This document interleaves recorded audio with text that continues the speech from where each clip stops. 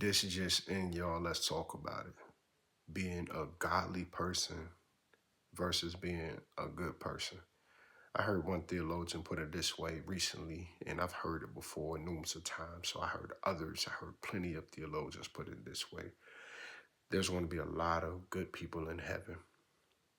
And I'm going to be honest, I ain't even striving to make it in heaven because I'm trying to strive to make it here on earth. But I will say this, that statement makes a lot of sense in regards to a lot of good people would not make it to heaven. I think a lot of times people are focused on doing good deeds, but still lack godly principles.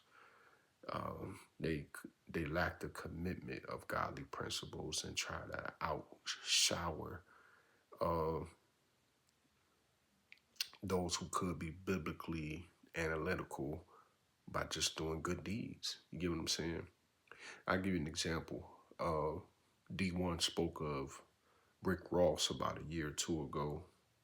He spoke of Jim Jones. He spoke of, I want to say Joe Buttons over times. And I don't think D1 meant any, had any malice. I really believe D1 is doing what he was called to do. Ezekiel 33, warn the watchman. But let's talk about Rick Ross. I've seen Rick Ross make mockery of D1, but I've also seen Rick Ross over at Colorado with the Buffs with Coach Prime. And we know what Coach Prime stands for. So Rick Ross, much like a lot of rap artists or famous rap artists, they know who God is. You get what I'm saying? In their lives, and we can probably name friends of our own, people in our circle, people in our family, who do good deeds. Rick Ross, Jim Jones, Joe Budden. Well, I don't know much about Joe Budden outside of his old music. I don't know what he does now, or what he has done. But Rick Ross is very visible. Um, he does a lot for his community. Jim Jones does a lot for the communities from which he give to, and we can name a lot of other artists. However, their lifestyle contradicts what they do, and it's not that you can't get your blessing from everybody, but once again, Jim Jones, Rick Ross may very be good people, but are they exercising? Are they displaying godly traits, godly things, godly habits? Is it in their music? Is it in their lifestyle? Because I believe being a good person versus being a godly person should show in your lifestyle. And that what I just said is actually biblical. It talks about you would know the somebody by the fruit of their labor. You get what I'm saying? Um, it talks about not being lukewarm, and I have to grade myself on that scale too. Majority of my dealings, um, I show godly principles. However, I have moments when I don't show godly principles.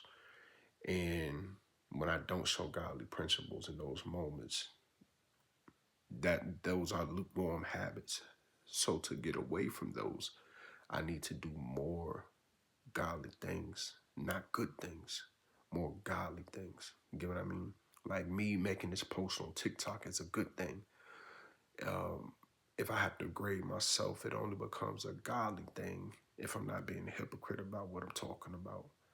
It only becomes a godly thing between God and I if God knows why I'm doing it, and if I'm living it, and if I'm grading myself on that same scale as that I put others on. Uh, this isn't. People say do not judge. Judging is natural. You have to make a conscious decision about a lot of things. So me mentioning other people's names, that's not me judging as I believe the Bible was putting. I think the Bible says judge not. It's more so like don't count people out for how they appear. You get what I'm saying? That's why it says verses like you can tell who people are by the fruit of their labor. You get what I mean?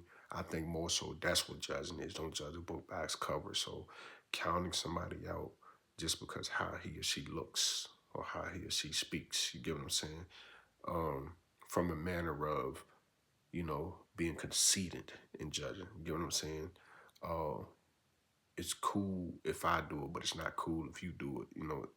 That type of judging. But who knows? Hey, I could be wrong. But I just mentioned Rick Ross, and sorry for all the vocalized pauses, the ums. I mentioned Rick Ross and Jim Jones because these are people you all know. And back to the vocalized pauses, I learned in a speech class going to Old Dominion University, my first year there after transferring there from Shaw. So this was August '08. I learned that to get rid of vocalized pauses, the ums, just breathe. Say your sentence, breathe, and that can help dismiss the vocalized pause. But yeah, y'all, I just wanted to bring that to y'all attention. I want to know how y'all feel about it, good people versus godly people. What are your thoughts? Put them in the comments. Or post a video, tag me in it so I can get what you post. Keep it there.